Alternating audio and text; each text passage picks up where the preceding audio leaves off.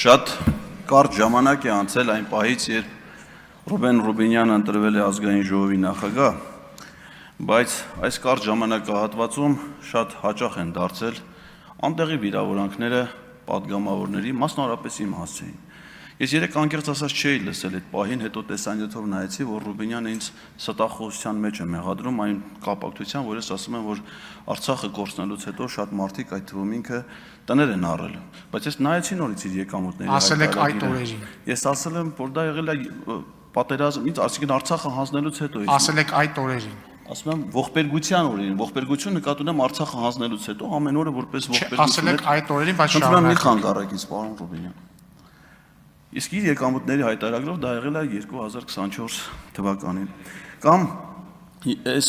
երեկվա հետ կապված այդ մեկնաբանությունը, ես չեմ ուզում կրկնեմ այդ կոպիտ արտահայտությունները։ Իմ եւ պարոն Ռուբինյանի ծնողները միաժամանակ եղել են Հայաստանի Հանրապետության առաջին գումարման գերագույն խորհրդի պատգամավորներ։ Նրանք ոչ միայն մեր կենսաբանական հայրերն են, այլև Հայաստանի անկախության հայրերն են, որովհետև նրանք են ընդունել 90 թվականի օգոստոսի 23-ին մեր պետության հիմնադիր փաստաթուղթը Հայաստանի անկախության հռչակագիր։ Իդեպ ասեմ, որ Կարապետ Ռուբինյանը եւ Ֆերդինանդ Ղազարյանը եղել են տարբեր քաղաքական հայացքների գործիչներ, միմյանց ընդդիմադիր։ Պարոն Կարապետ Ռուբինյանը եղել է հայոց համազգային շարժման ակտիվիստ, Ղարաբաղյան շարժման հակունքներում կանգնած մարդկանցից մեկը, հայրս այլ հայացքներ է կիսել։ Բայց երբ ես հիշում եմ իմ հայրը երիտասարդ հասակում է մահացել, բայց երբ որ ես ուսանող էի, երբ նա պատգամավոր էր դեռ, երբ տանը հաճախ խոսում էինք, նա առանձնահատուկ հարգանքով էր խոսում պարոն Ռուբինյանի հասցեին եւ ասում էր, որ չնայած որ նա ՀՀՇ-ից է, բայց դրական էր խոսում եւ ինչով էր բնութագրում որպես դրական հատկանիշներ, հավասարակշռությունը, զսպվածությունը, կոռեկտությունը եւ եթե ես հասկացել եմ, որ դա միայն իմ հոր կարծիքը չի եղել, ես այլ կարծիք պարոն Կարապետ Ռուբինյանի հասցեին դեռևս չեմ լսել եւ շատ եմ ցավում, որ նրա զավակը բացի գաղափարական առումով որոշակի խնդիրներ ունենալով Ղարաբաղյան շարժման եւ այլնի հետ կապված, նաեւ մարդկային բարձր արժանինքները, որը կրում է իր հայրը, ցավոք սրտի ցույց չի տալիս իր հասակակիցների հետ հարաբերություններում։ Գալով ծնողների եւ որդիների թեմային, ես նաեւ շատ խորը ցավ եմ ապրում Աշոտ Եղոյանի համար։ Երջանկահիշատակ Աշոտ Եղոյանը Արման Եղոյանի հայրն է։ Նա ծնունդով վայոց ձորցի է եւ վայքից է եւ ես անձնապես եմ ճանաչել նրան եւ ոչ միայն ճանաչել, այլ հատուկ հարգանք եւ ակնածանք եմ ունեցել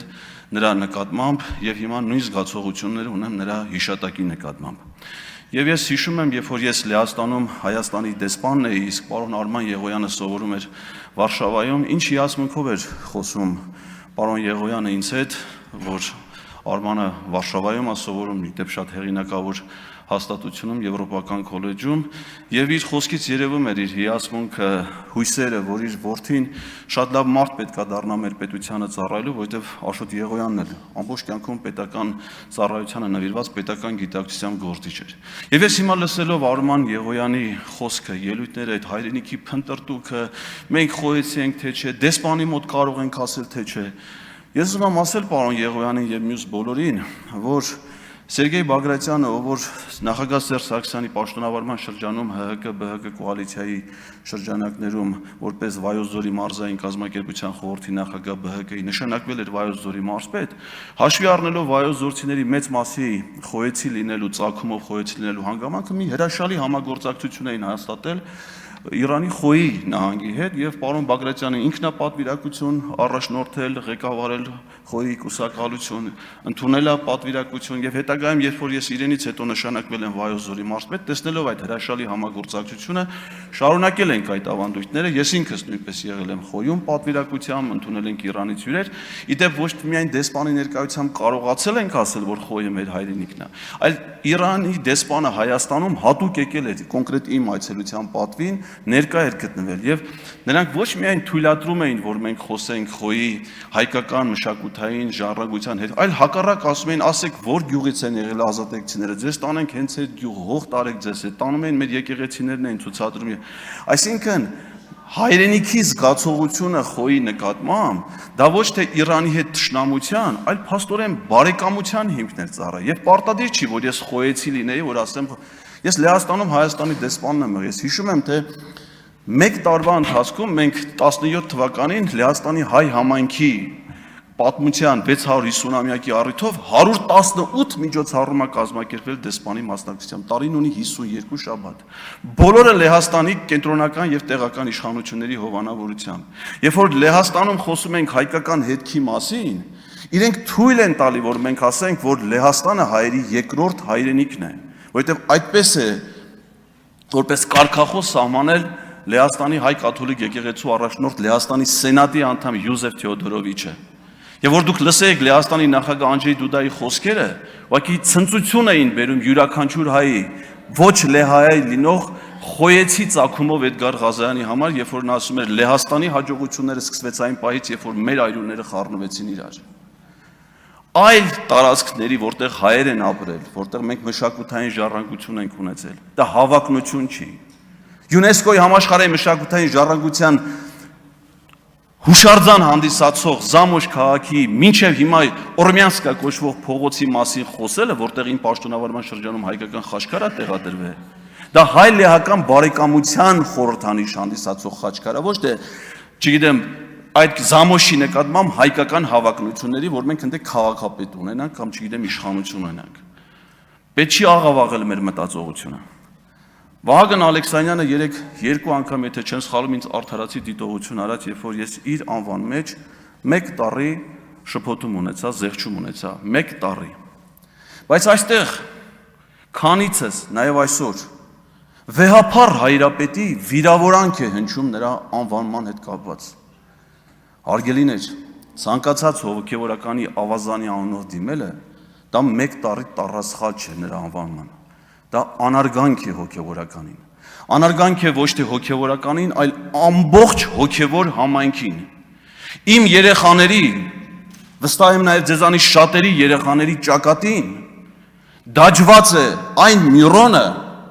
որը օրհնել է վեհափառ հայրապետը։ Հասկանում եք դուք ինչ եք անում ինձ հետ, որպես հայ քրիստոնյայի, որպես երեխայի տեր ծնողի, երբ որ դուք նրանց մյուրոն օրհնած հոգևորականին, վեհափառին անարգում եք իմ ներկայությամբ։ Պատմությունը, որ երեք պատմեց պարոն Կոնջոյանը,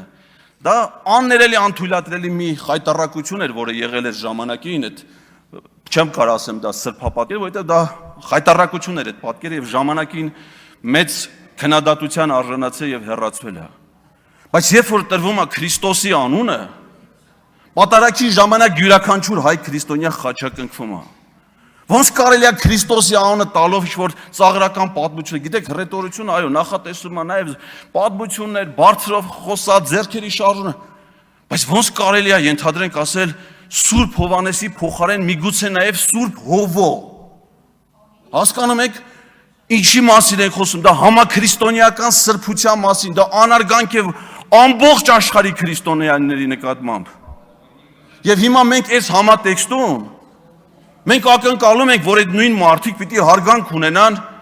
քաղաքացիների նկատմամբ, ազգային բարերարների նկատմամբ, Սամվել Կարապետյանի նկատմամբ։ Գիտեք, ես Էդուարդո Էրլիկյանին իմ կյանքում դեռ երբեք չեմ տեսել։ Ես նրա այդ ոչ մի առնչություն չեմ ունեցել, ոչ անձնական, ոչ բիզնեսի, բայց ես առանձնահատուկ ակնածանք ունեմ Էդուարդո Էրլիկյանի նկատմամբ, որպես ազգայինի հերոս, իսկ ինչով է նա հերոսացել։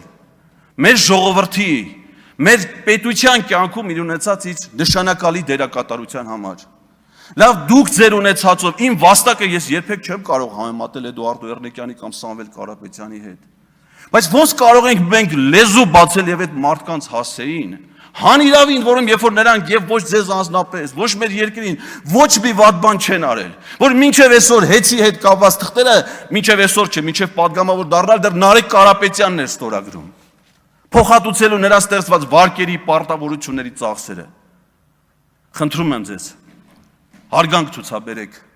Իմ նկատմամբ պետք չի, որ դուք հարգանք ցուցաբերեք։ Մեր արժեքների նկատմամբ։ Ինչ վերաբերվում է երկար ծեծված թեմային, հիմա քիչ հետո պարոն Վարդևյանը տեխնացու է լինելու։ Ես մի բան կխնդրեմ։ Սակրավորների թեմայով նրան հարցեր մի տվեք։ Ես հաշվառում չեմ տանում, խնդրեմ, դա իհարկե խմբակցության ղեկավարը պարտավոր չի 15 վայրկյան, եթե թույլ կտակ ավել։ Խմբակցության ղեկավարը ԿՊ-ի մասնագետ աշխատանքով հաշվապահ է։ Խնդրում եմ հաշվառեք եւ ինձ ասեք, պարտավոր չեք իմ խնդրանքը կատարել, եթե անեք շնորհակալ կլինեմ։ Երբ բոլորը կասեն կվերջացնեն այդ թեման, այսինքն ձեր մոտ դա կավարտվի, ասեք ես դրա պատասխանը կգեմ, ես այդ պատասխանները ունեմ, բոլորը գիտեն, որ դա զրպարտություն է, թե Պարոն Վարդևանյանը կամ մեր խմբակցությունից ոչ մեկը իմ հատկապես այն խոսքի հետ, որը հնչել է 2024 թվականին, որտեղ ոչ մի շարժում չկար, այդ թվում ուժեղ Հայաստան, այդ խոսքի պատասխանատուն ես եմ։ Ես այդ պատասխանը ձեզ կտամ։ Ասեք վերջացրեք, պատասխանը կլսեք։ Շնորհակալ եմ։